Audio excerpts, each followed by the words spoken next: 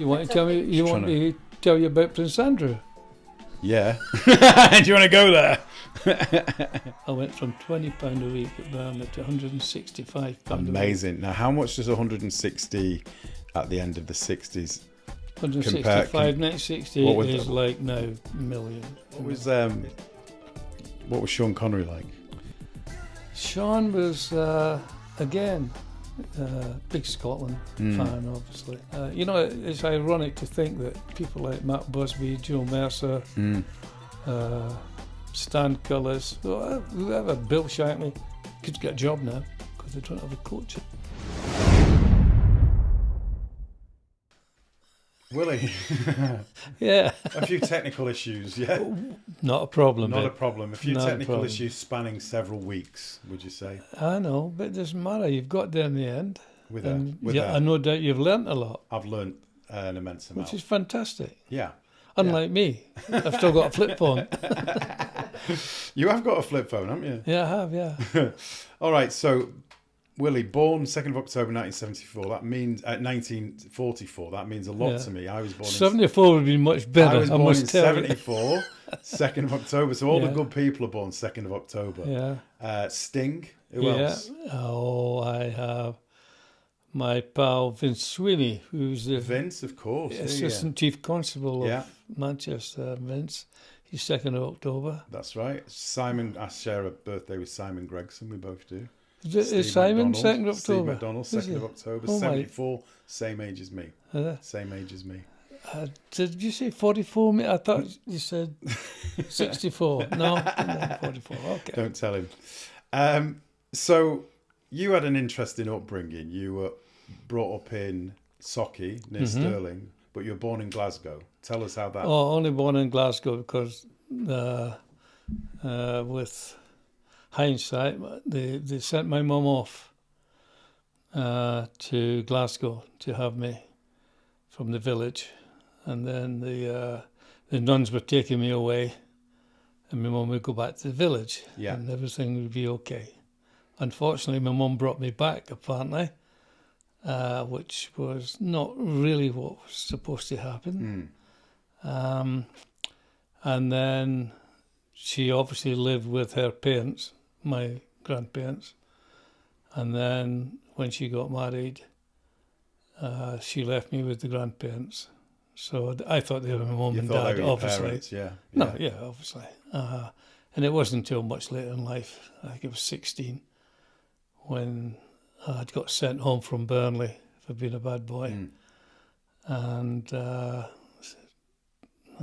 always remember my mum's sister, Margaret, who still lived with the mum and dad. Well, dad, because mum had died then, or my granny. It's all. And I can't remember. It's just Grace getting sent home. Yeah. I said, I don't give it. I don't care. She said, why don't you go and live with your mum? My mum's dead. Yeah. She said, no, she lives in Tullibody. Crazy. So that was when you first found out. Yeah. How did that feel? Well, at first I didn't really, not really. You're talking about, I had no idea what she was talking about, because I thought it was my Auntie Nan. Yeah. And it had been my Auntie Nan all my life. So then they dropped it, she realised apparently she made a big mistake. And that was when I found out who my mum was. I still don't know who my dad is. Some little Italian, apparently. Yeah.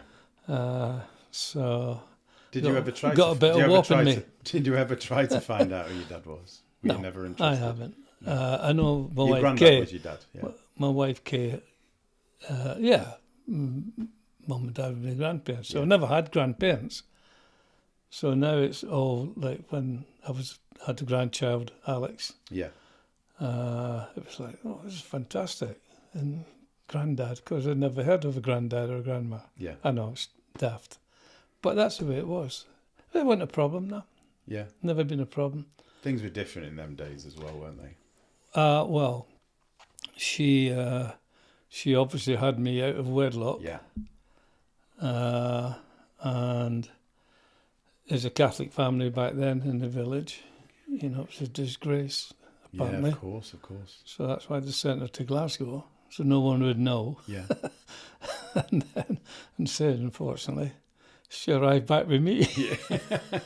I know. I'd love to have been there.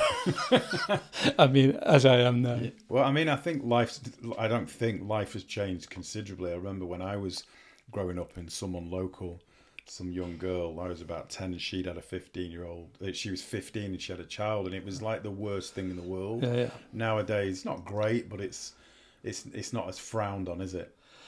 I know. I think just because, I said, being a Catholic family, it was very much frowned on apparently by then.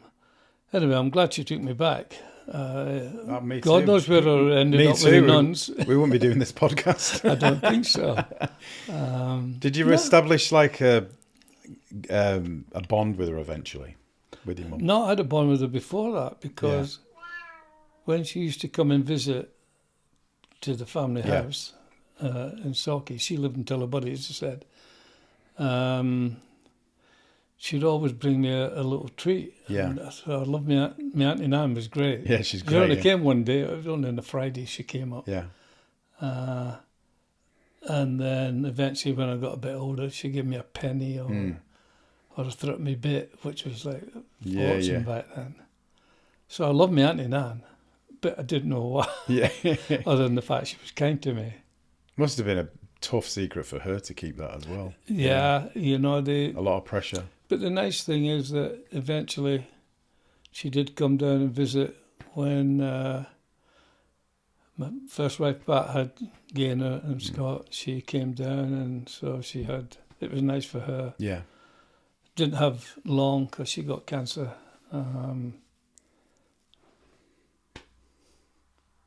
But it was nice. Yeah.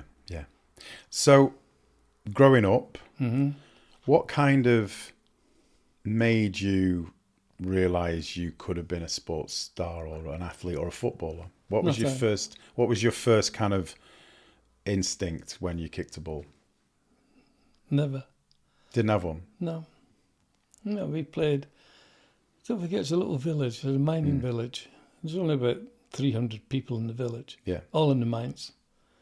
And we played in the streets with a tin can or anything we could kick. Yeah.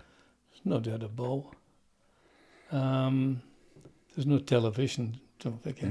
It's a long time ago. Scott. Yeah. No distractions. There's no television. There's There's no telephones, and nothing. So you played in the streets. All the kids. So we lived in a place called Sprotwell Terrace in Sauchie. And we all just played together in the streets. And we played rally or TIG, all the... Yeah. Because we didn't have anything else. Yeah. But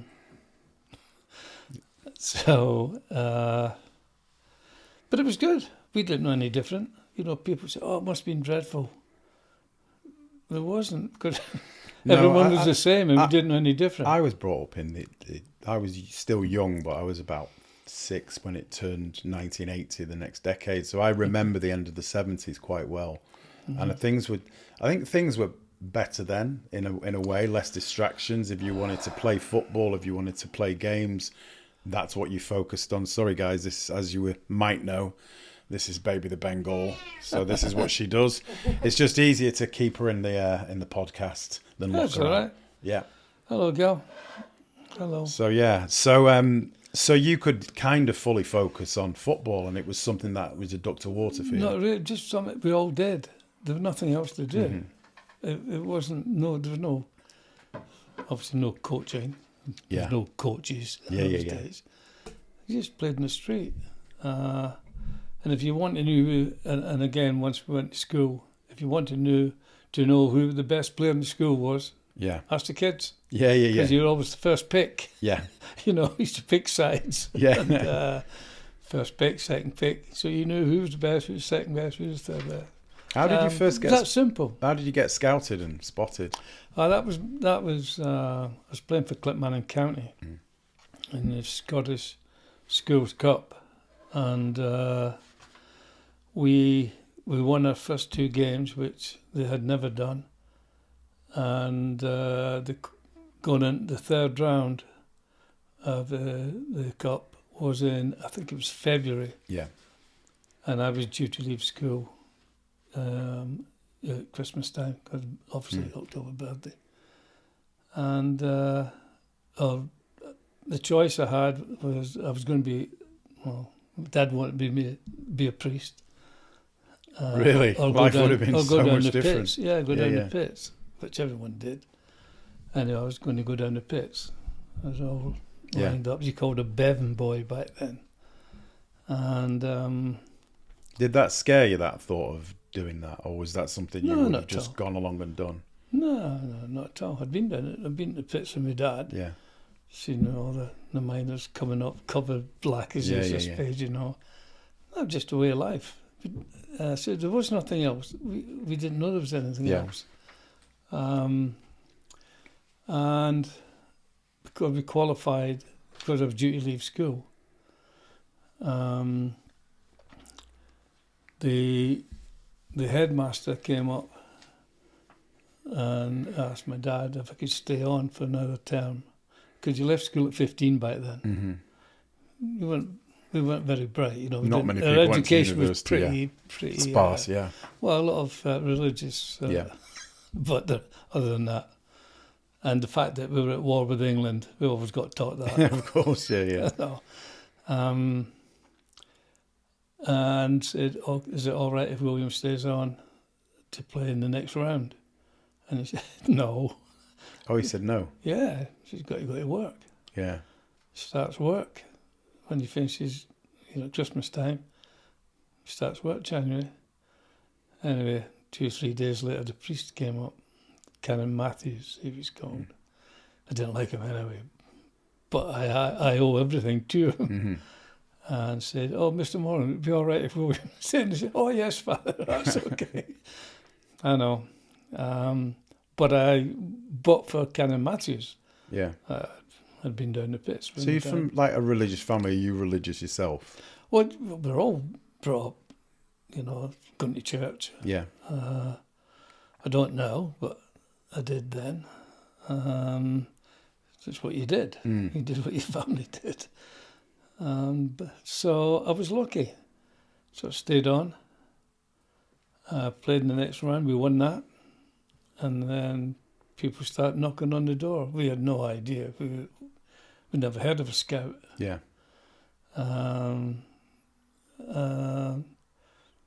That's how it started. The very first one was a guy called Jimmy Steen. And he was a scout for Burnley. Yeah. And he said, I'm from Burnley. Yeah. Where's Burnley? Of course, yeah. You wouldn't really know, would you? No, of course not. It's in England. Yeah. Oh, okay. Did that feel like a long way away to you back in the day? No, we were at war. Yeah. as far as I thought.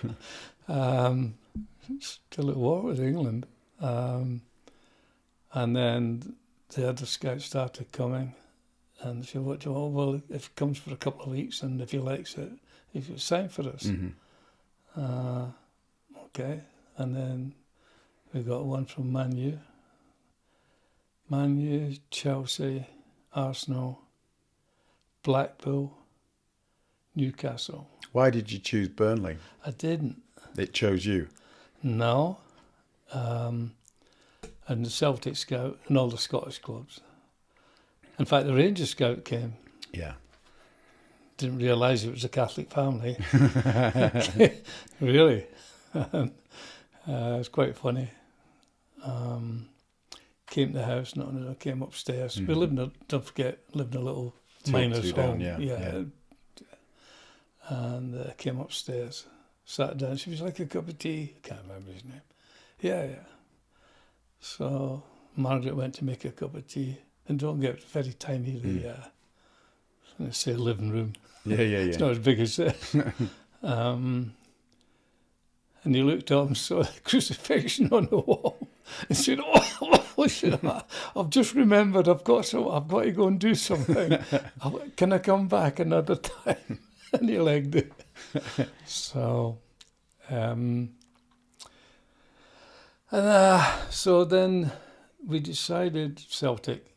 My dad wanted me to play for Celtic. Celtic wanted me. Of course, yeah. And so they said, "Oh, what happens when he comes there?" I said, "Well, we give him £8 a week." Which was a lot. £8? Yeah. How much was your dad earning down the He mines? was at £3.50p for a 60-hour week in the Right. pit face. £8? Mm. So you get £16 if he comes for 2 weeks? Yeah. He couldn't understand. Was he all in then? Was he all in with this? Well, it went all in. The plan was to go to Burnley, Man U, Yeah. Arsenal, Chelsea, Yeah. Blackpool, Newcastle, and go home, sign for Celtic, and get £16 from a player that made them rich. Oh, yeah, yeah. No, it made them rich. They had no money. And I went to Burnley and broke my toe. How did you break your toe? Playing football. Playing football. Somebody caught my toe. It was actually chipped a bone in my toe. And I was there for 6 weeks. Mm-hmm. And the people were very nice. Yeah. And they, again, said, you have to appreciate we didn't have a phone or anything. So the scout would go through. He lived in Whitburn, a place called Whitburn. And said, Williams decided he wants to stay. You're not staying there. What are you talking about? He said, he does. So can I take you down? I'll drive you down. It's the first time he'd been out of the village. Really? Mm-hmm. So he came down and he said, what are you doing? I said, they're really nice. He said, they're English. A lot of distrust. Said, a lot really of distrust. yeah. My dad, my granddad. Yeah. I signed for Burnley. So how many years did you do at Burnley? Was it around 8? 7 or 8? I think 60. I signed and I left 68 years. Then I went back for Yeah. I went back. I was only there a year. So let's flip forward to Manchester United. But Burnley were the English champions when I joined. So they were bigger than United at the time. Yeah. Burnley won the league 1960, So 61. when you went to United, how did that feel? Was it It was like going to Billy Smart's circus. Was it? So It was that big. Yeah, no, yeah. It was. I mean, Burnley was. We had a great team, but very. But they were a smaller club and a smaller not in the same institution. world. Matt Busby signed you for a world record fee at the time. Yeah, at the time. Yeah. A bit pathetic now.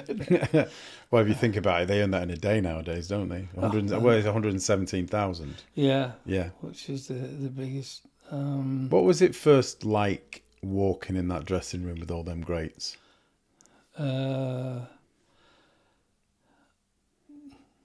Nothing. No? You don't seem like someone who suffers from kind of self-doubt and in that sense. I don't think you are you? No. Never. Just been signed for a record fee. Yeah. And they've just won the European Cup, by the way. Yeah. And Matt said, I've signed you because you're the best right winger in the world. Mm. So anything you want is number 7 shirt, of course. He said, yeah, it's yours. You took it off George Best. Well, I didn't take it all on George. It was given to you off George Best. Yeah. Matt. George went to number 11. Yeah. And then the first day, that was I actually went down on the Friday I was on the golf course when I got tapped up. A scout came to you on the golf course, yeah? It wasn't a scout. He was actually in insurance. Yeah. But he was a friend of Matt's. Businessman, yeah. And said, could you come to Old Trafford? This is Friday night. Yeah. Sign. I'd already agreed to sign for Leeds, by the way.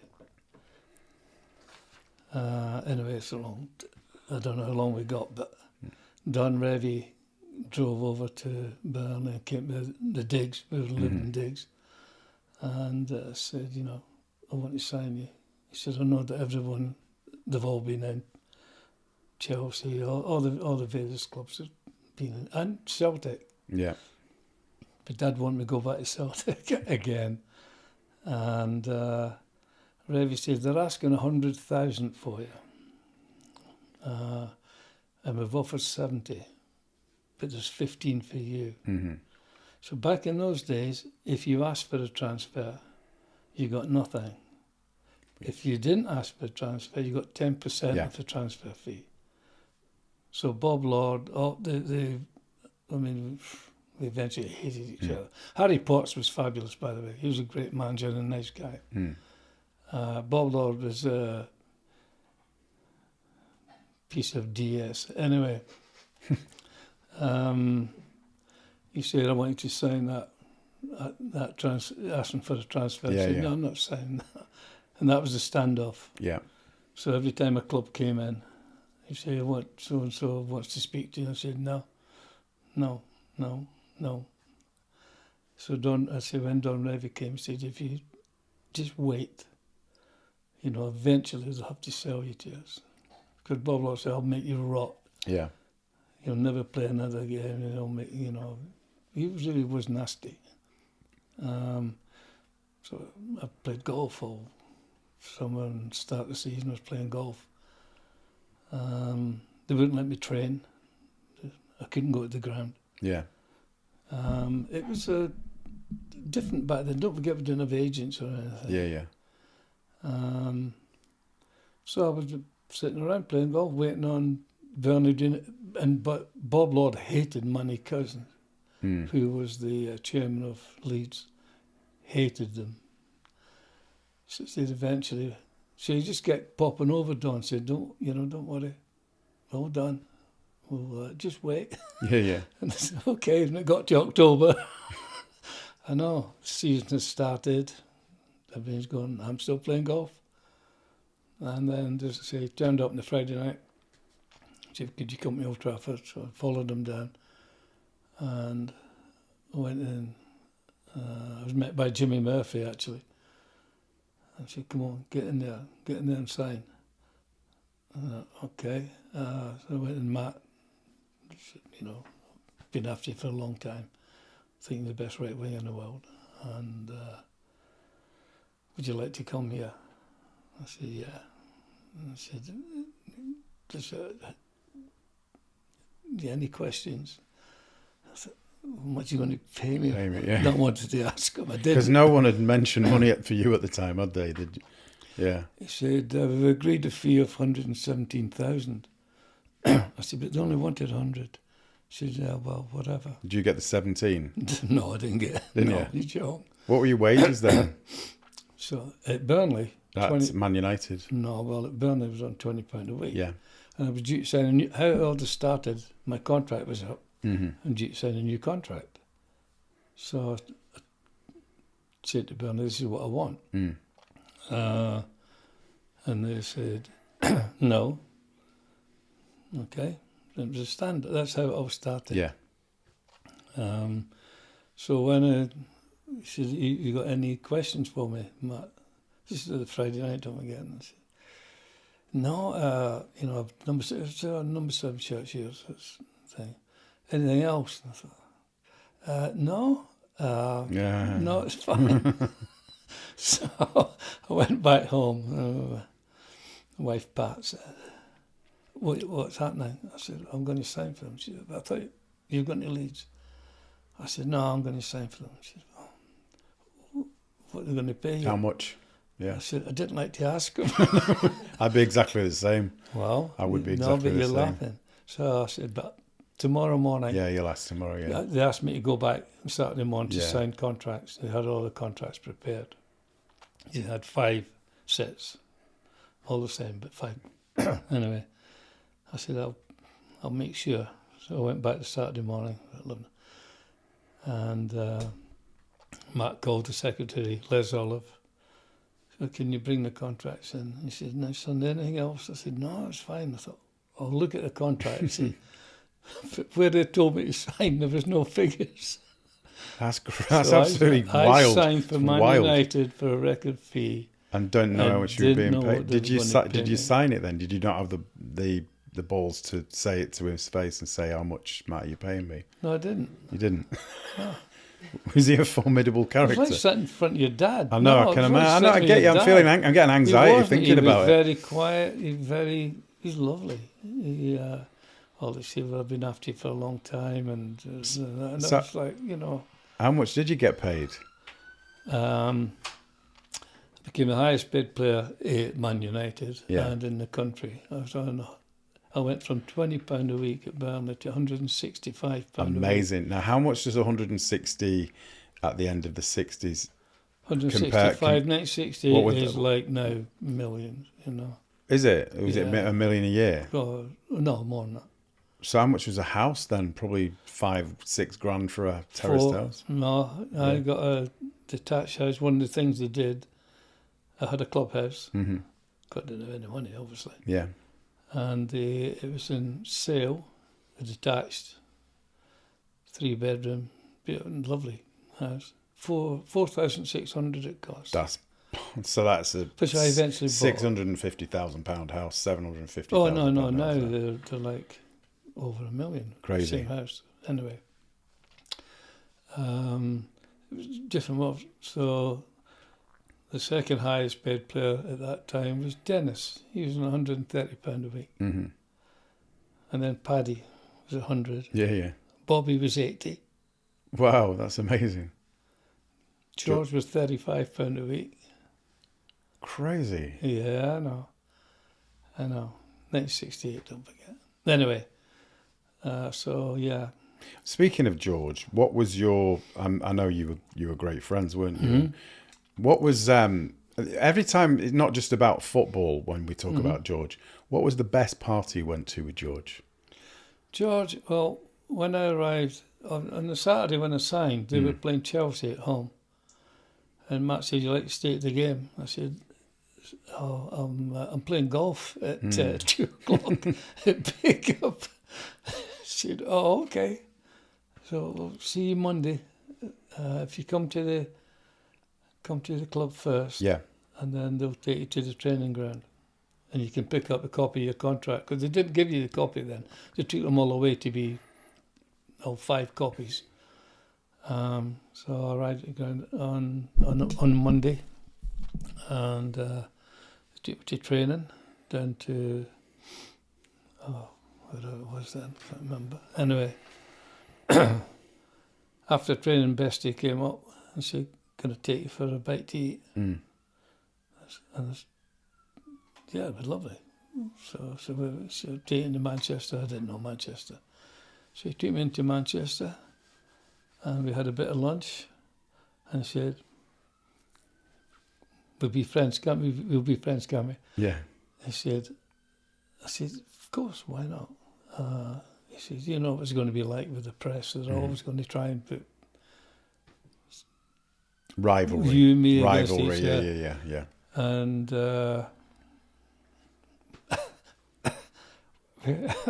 daft. We had a hug and said, That was it. Yeah. friends forever." Yeah. And he was. And you know, all the rubbish over the years. George wasn't a boozer at all. It was only latterly Later at the end in of life, his when he was. yeah. He didn't drink. Yeah. He didn't drink at all. He was a great little lad. We played a lot of table tennis together, played a lot of snooker together. The only thing he didn't do, he didn't play golf. Yeah. If he'd played golf, he'd still be here now. Yeah, because There that you would have go. kept him away from the rest He of would it. have Yeah. still be here now. And he would never have gone to London, he would have stayed in Manchester. I met him a few times, and I met him at the Commonwealth Games. Relay baton was being taken from Buckingham Palace, 2002, and I was lucky enough to be invited to represent Granada Television. And I went down, and I was in the billiards room on my own after walking through all the crowds. I was driven through all the crowds. My mum was there; she stood in the courtyard, and I went in the billiards room. I'm stood there, and thinking, who else is going to come in? And George walked in, just the nicest guy. He was so kind, But he so was. nice. So he probably looked at a list, he knew who I was, and shook my hand. And then it was great. I mean, Roger Bannister, Henry Cooper, Sebastian Coe, Sally Gunnell, Steve Cranber, out of all of them amazing icons, he was the nicest. No, he was fabulous. I've just said that. So was Henry Cooper. Oh, Henry Cooper was lovely as well, yeah. He was great. We Yeah. became good friends, Henry and I. Yeah, He yeah. was- I never said anything bad to him, you know. I Yeah. think he might have beat me. I think you might have lost that one. I think so. He was a big man. A big man. He was absolutely lovely. Yeah, he was really nice. Great I was very honoured to meet him. The one I was, to be honest, most impressed by was meeting Roger Bannister. That for me. Yeah, the miler. The miler. Amazing. Yeah. Amazing. What was your highlight at Man United? Was there a goal you scored? Was there a moment in time that you could think was the best moment at Manchester United? It was all good, you know. Best goal, I think they have the 50 greatest goals, and I've got one of them. Where was that? Which one? Well, you have it's on. You get it on Man United. Yeah. Thing, you know. It's called the 50 greatest, whatever. It was actually against Burnley. Was it? Yeah. And but they were all good. And my first hat trick. Yeah. I scored that at Man U. Who did you score? Who did you do that? It was against QPR. When Rodney Marsh played for QPR at that time. It was in the Cup. Yeah. They went in the First Division. And we beat them 6.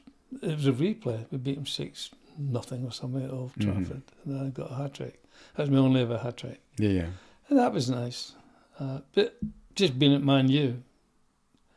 Because you captained Man U, didn't you? I did eventually, yeah. I did for a while. Unfortunately, I took them down, but brought them back up. Good. Following year, and then obviously had the problems with Doherty. Yeah. Yes, of course. Yeah. Yeah. Lots of problems with Doherty. Well, we've discussed this. This. Yeah. He wasn't the nicest of men, was he? You know. Well, Jekyll and Hyde. Yeah. I got him the job. Once, yeah. I got him the job. You know where he got the job? At Mere Golf Club. I'd been away with him. He was the manager of Scotland. And we'd been to Brazil to play called the Mini World Cup in 1972, prior to going to Germany in 74. And he was great. He was absolutely brilliant. And when I came back, I'm playing golf with Matt, as we did 3 or 4 times a week at Mere. And we had a regular 4-ball. Matt and I and Peter Collins and Danny Kern was a 4-ball. Anyway, after we sat having a cup of tea, and he said, "What did you think of Doherty when you were away with her?" I said, "Oh, he was great, gaffer. He was absolutely brilliant. He did this, did that." Singing his praises, you know. He said, "Well, you know, he's not got a great reputation." I said, "No, honestly, he was this and that." Okay. Anyway, later on that night, I got a phone call at home from Matt. I said, "Do you have his number, his phone number?" He lived in Largs at the time, Tommy, up in Scotland. So I gave him Matt his phone number. That was a Thursday, and he got a job on a Saturday. Wow. And he was great at first. But then he, I don't know what went wrong with him. He hurt so many players. And then eventually got me in the end. I just signed a new 6-year contract, and it wasn't even 1 year.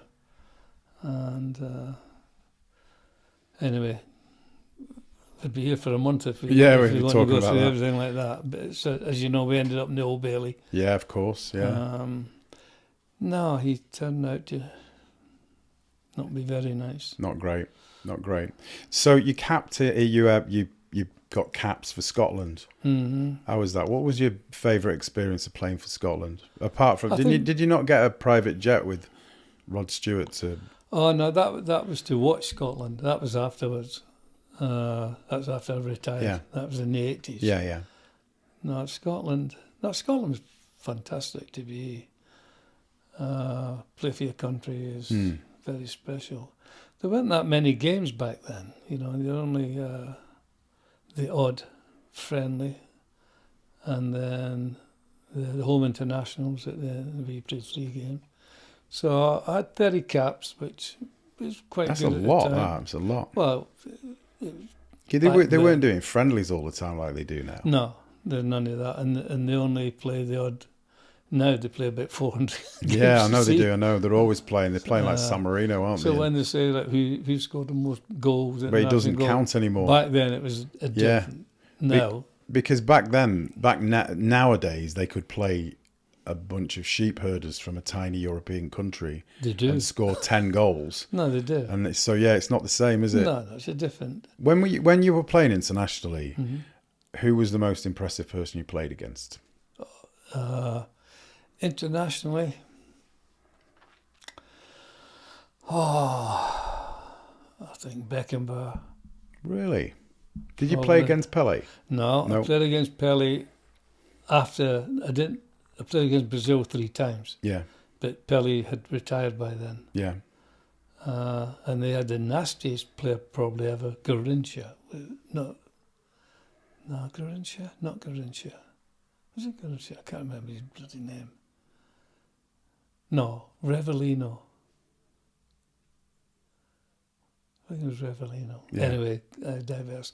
And then I played against Pelé when I went to America to play in the American League. Yeah. He was at New York. Was he a good guy? Oh, he's fabulous. I've seen his picture on your wall. Yeah, well, I arrived there in Chicago in 1977, and the first match on the Wednesday night when I arrived, we played Tampa Bay. We beat them. And then on the Friday we flew to New York. We were playing the Cosmos on the Saturday, and it was like the Who's Who, Pelé, Beckenbauer. It was like a pension plan back then. Oh, they had. No, it was a survival plan. It wasn't a pension plan. And we played them in New York. We beat them. Yeah. And I got the MVP, which Pelé presented to me without a shirt on. Right after the match, they do it on the pitch, everyone gone, and he'd given his shirt away. And he presents me with the MVP, and he said, "If you come back, we'll have a drink in the dressing room." So it would be a bit awkward going in front of all the guys, you know.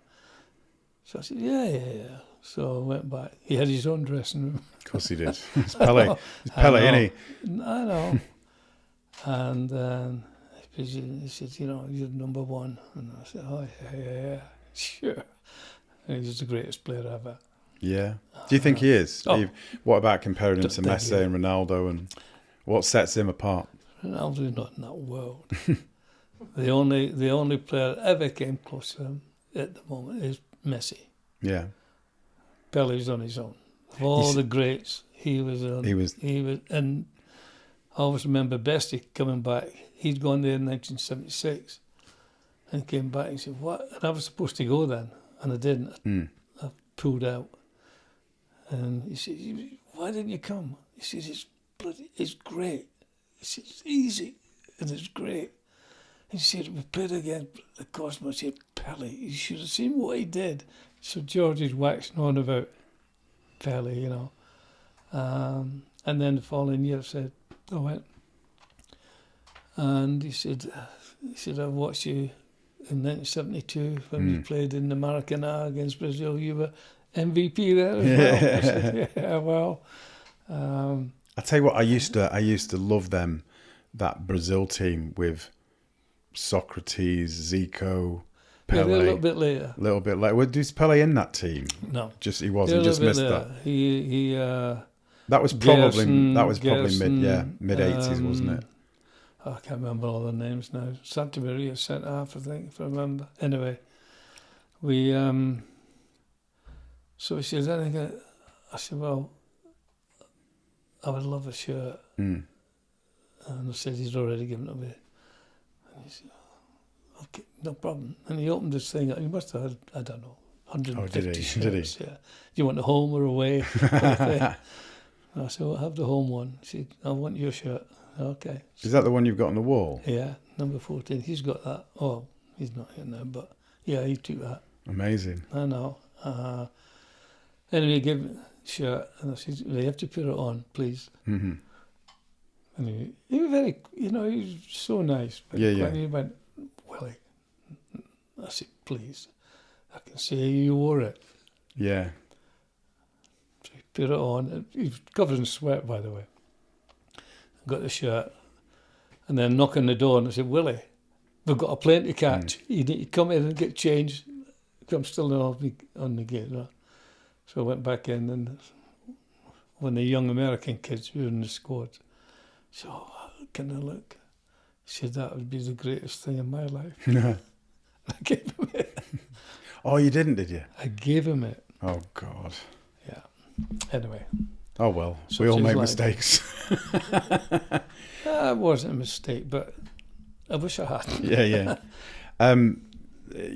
Pelé's Pelé, but you were the first footballer to have their own fan club. Yeah. Oh, well, that's a long time ago. 1963, I think. Yeah. Yeah.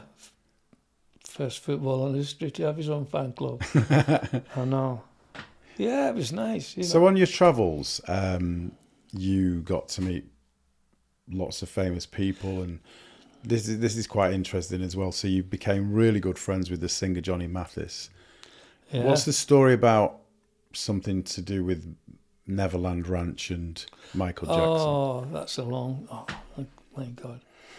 Didn't you turn down an invitation to go? Yeah.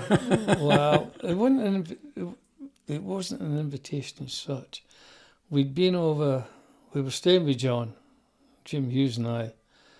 We were staying with John for a couple of days, and we played at Sherwood, where John was a member. Oh, it was phenomenal.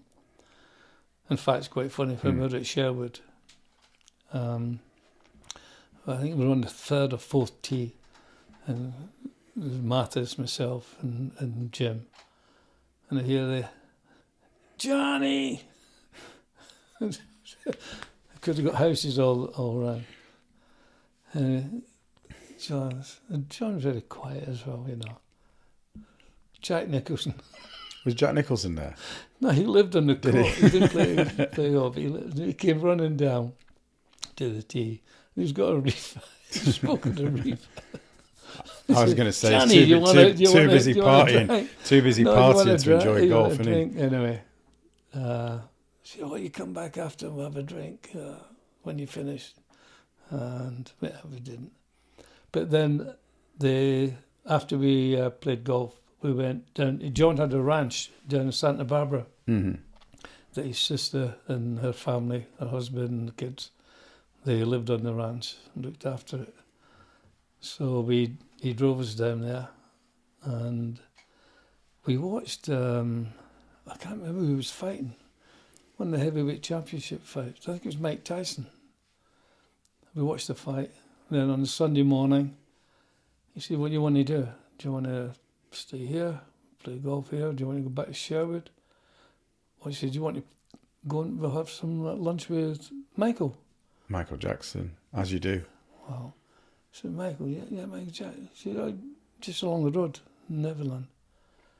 So I said, won't take long, just pop along, we'll have some. Nah, we'll go to Sherwood. Go back, have another game of golf. I know where I'd be going. I know.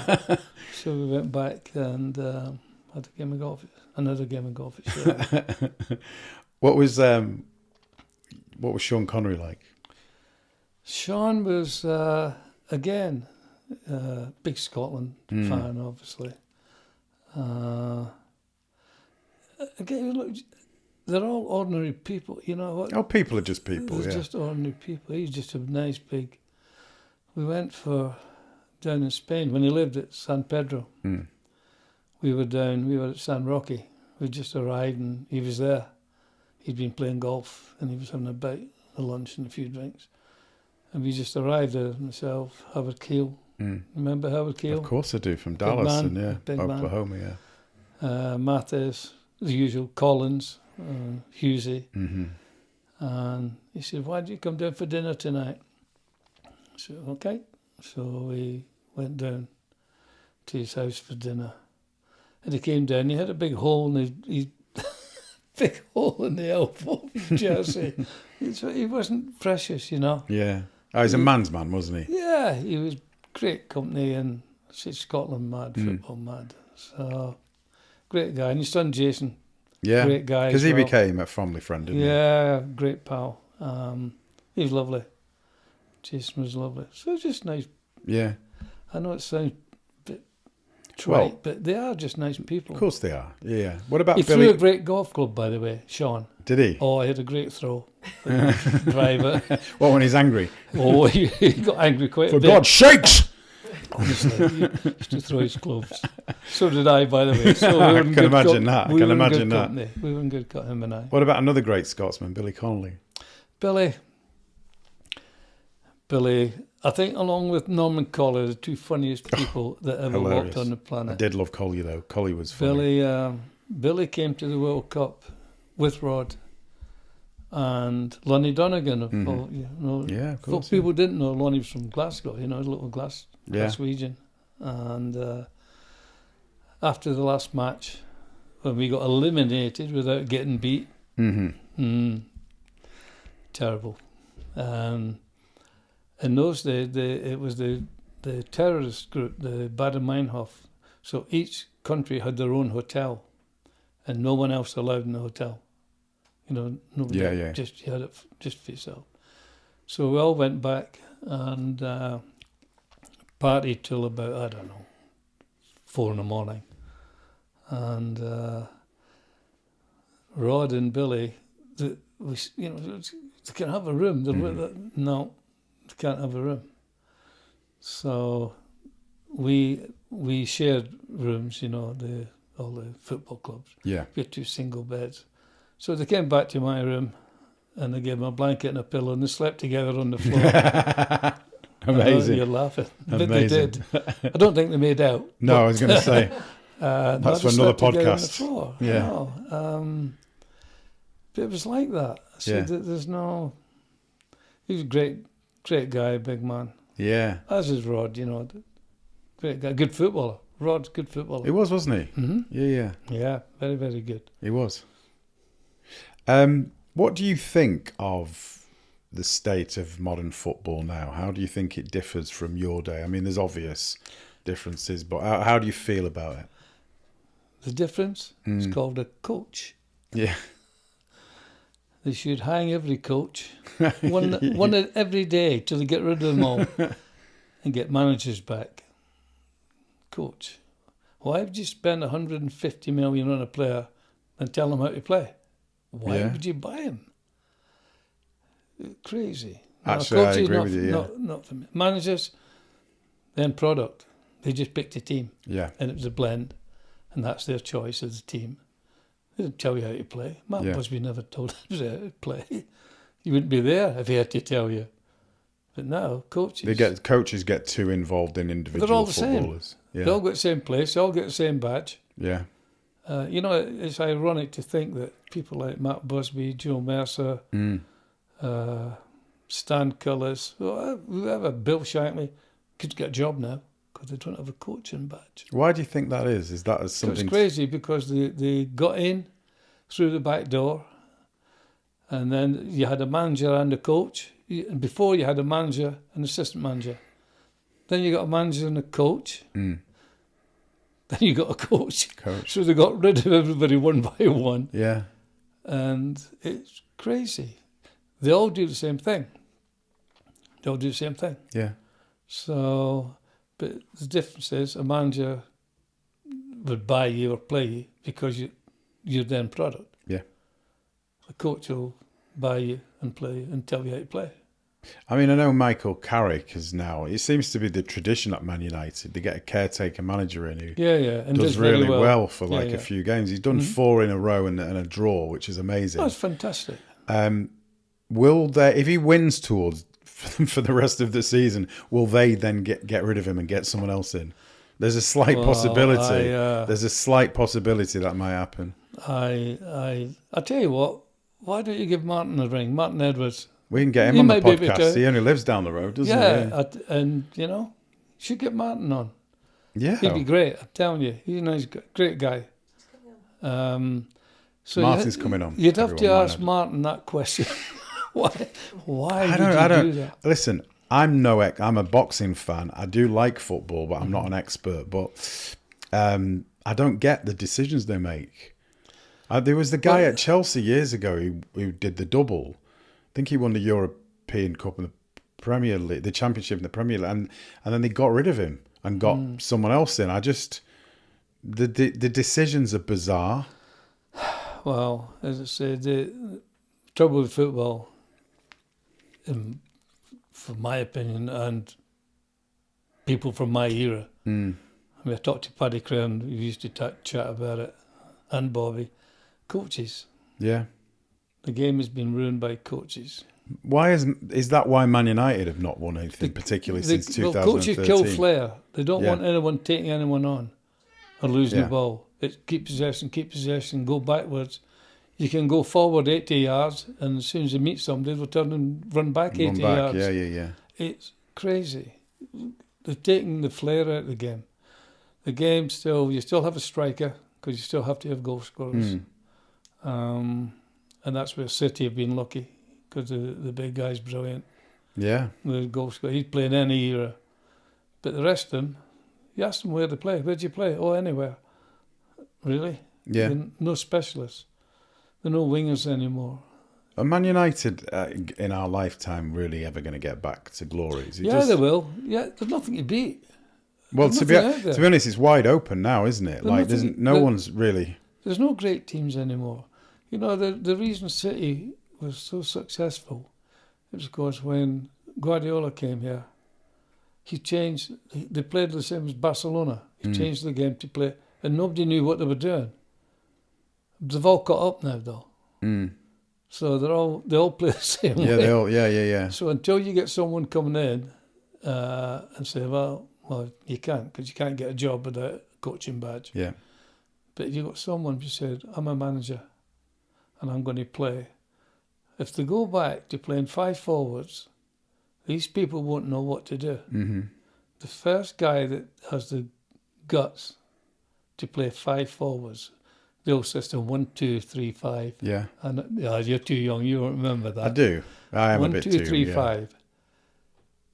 They can't pass it around at the back because you've got 5. So we've got 4 people at the back now.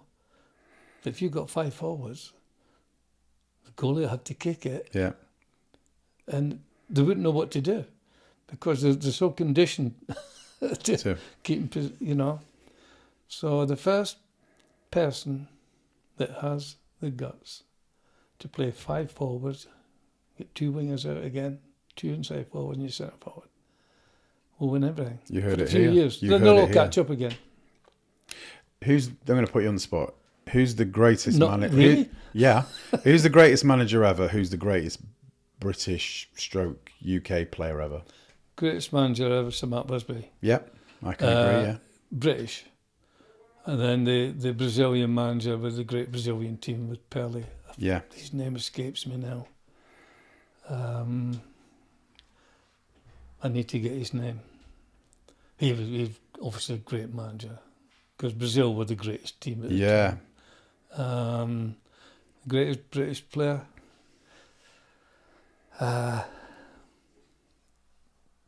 Jimmy Greaves. Wow, interesting. Okay. Yeah, good. Why? Because he could do mostly everything. And he made goal scoring look so easy. Yeah. He always seemed to have like half an hour when he was in the box. Whereas when I got a ball, my game was creating chances as a winger. That's what I did. Created thousands of chances. And probably created about, between 1,000 and 1,500 goals. Only scored 100 myself. Still a lot, though. No, it's not. Not really, because that wasn't my job. But creating, yeah. Jimmy Greaves could do everything. And he goal scoring. He just made it look. He always seemed to have 100 yards in the ball. And slot it in. He never ever. He was just brilliant. He could do everything. He could dribble, tackle, score goals. He, for me, was the ultimate. The complete. And I remember him from Saint and Greavesy. Oh, yeah. BBC. He was funny wee man. He was a great wee guy, by the way. Yeah. He was a great wee guy. So, I mean, there's lots of great players. You know, you got Bobby, George, Dennis, Dave Mackay, great player. There are loads of great players. But for me, Greavesy was Kevin Keegan. You know, Kevin was a great little player. But I think that Greavesy, if I had to... Oh, who's up there? So let's talk about one of your other great passions, your great-grandson, Xander. Is he going to be... is he potentially going to be one of the greatest footballers who ever lived? Potentially, no. He is going to be the greatest footballer on planet Earth. Brilliant. He's just turned 2-year-old and he's fantastic. He's absolutely brilliant. So I hope he goes to Man United. I hope. No, he's just very, very special, you know. But his dad was a great player. Alex, we were talking about Alex with his golf. Alex was a great footballer. Yeah. Alex was brilliant. And Xander's obviously got the genes. And he loves kicking the ball. He loves playing, you know. So, yeah, I've seen him. He's got it going on. Brilliant. How old is he now? Just nearly two years old, yeah. Yeah. What about your MBE? Who was it who invested you in the MBE? Anne. That's, yeah. Anne. She was all right. She's nice enough. I'm not a royalist by any...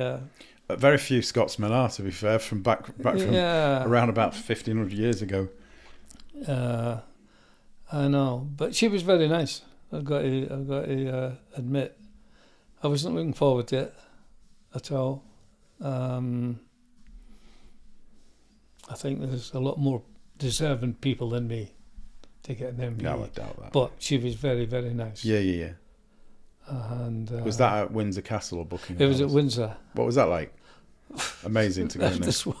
Unbelievable how to live. I know. It's a different world. Because I said earlier I went to Buckingham Palace and it was just it's mind-boggling. Amazing. No, I mean, I'm not a royalist either, but it was nice to see that. It was amazing, just the building and everything.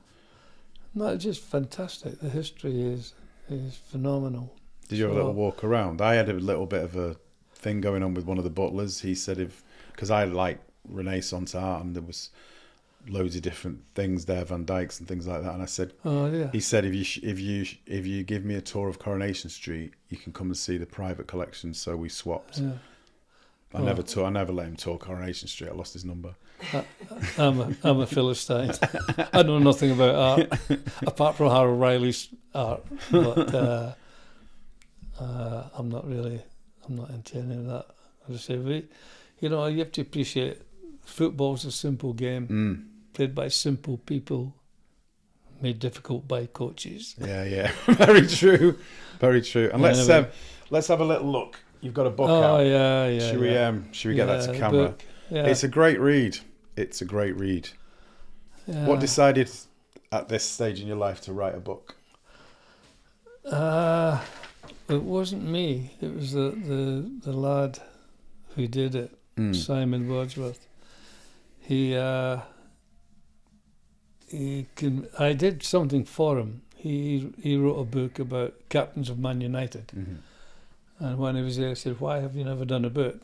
Because I don't want to. I had lots of offers. And I'd been retired for 30 years when he came to do that. It was about 10 years ago. Yeah. And I said, he said, "Well, why don't you do one? I'll do it with you." I said, "Well, who's going to? Nobody. You're not going to get anybody printing it now, you know." Anyway, he came back a couple of weeks later. Said, "I've got 7 publishers want to do your book." Mm-hmm. I said, "Really?" He said, "Yeah." So that's how I did it. We started. Took about 2 years to put everything on tape. Then he wrote the book.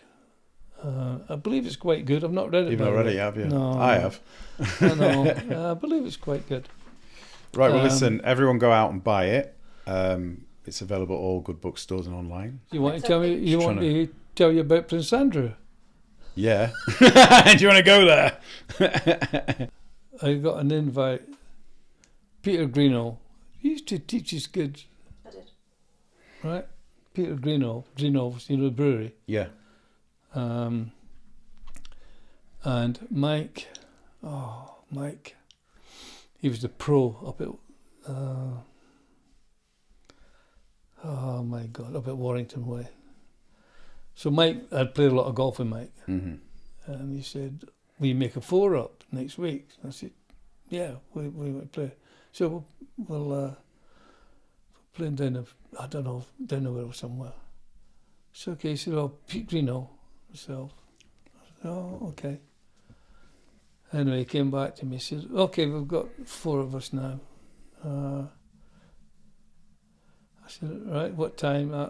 He said, "Oh, Prince Andrew is flying up to make the 4-up." I said, "I'm not playing with him." Mike said, "What do you mean?" I said, "I'm not playing with him. I don't like them." You have to. This is long before. Long before this happened. Oh no, it's like 30 years or 40 years ago. 80s. Yeah. So he said, "I've told them that you're playing." He said, "No, we're going to play at the Belfry." That's where it was. He was getting a helicopter up from Windsor or wherever he was, and we were going down with Pete Greeno. I said, "No." I said, "What tell?" I said, "Tell them I'm not playing." And I didn't. And then, not that you can put it on tape, but then years later, when I was doing the Haverkill Golf Classic for the NSPCC, the chairman of the NSPCC rang me and said, "Willie, we've got a request from the Palace that can Prince Andrew have an invite to the Haverkill." Well, it's this thing, isn't it? Like children's charities, isn't it? It's kind of... Well, it wasn't his thing. It was Margaret's thing. Yeah, I know. But anyway, so said, "Don't think so." So he said, "Well, it'd be great for the charity. It'd be..." I said, "Do we need it?" Sold out. It's been sold out for the last 10 years, He said, "But will it be really, really good?" Anyway, I said, "Oh, let me think about it." Anyway, chatted to Peter Collins, who my best friend is, keep telling him. And he says, "Get it done, I said, "Okay." So I said, "Get me the address. I'll send the invite." Because the invites went out from us, but on behalf of Haverkill. It would be, "Dear Scott, Judy and I would like to invite you to play in the Haverkill." Yeah. Blah, blah, blah, blah. Anyway, so I said, "Oh no, you don't, they're preparing a letter for you." I said, "Really? Okay." Anyway, a few days later, he arrived, he's got this letter. "Dear Prince Andrew, blah, blah, blah. And your loyal and faithful subject." I said, "Yeah, really." I said, "You take the piss off." And he said, "No, that's how they've sent the letter through. They've sent the stuff through." I don't think he's loyal and faithful. So I'm not. I said, "I've used to play golf with him not so long, a few years ago. He said, "But that's what he wants." I said, "I'll tell you what to do. Either ring them or write to them and say, 'He's not invited.'" I said, "I can't do it." I said, "Okay, right, I own the tournament, but he's not invited. Period. Ever. Your loyal and faithful subject. I ain't his loyal and faithful." I tell you what. That's what he wanted on the letter. Outrageous. Well, anyway. I tell you so what. there 2 times with Andrew. Prince Andrew ain't getting invited anywhere now, so. Well, not now, but back then he was a big NSPCC, deal. Hey? He was a big deal. A lot of golf clubs made him on remember. They're all a big deal. I know. Yeah. Anyway, Not my cup of tea. well, he's not anybody's cup of tea now, but I just didn't like them. No. There was nothing to do with him personally. I just didn't like the whole. Yeah, me too. family. Me too. But I was prepared to do it for the NSPCC. Yeah. You're loyal and faithful subject. No. And she said, I can't tell him you're not invited. I said, well, you're going to have to because he ain't. She said, well, what if we do now? I said, no, I'm not doing another letter now. It's too late. I'm not doing that shit. I just think he is. Anyway, didn't.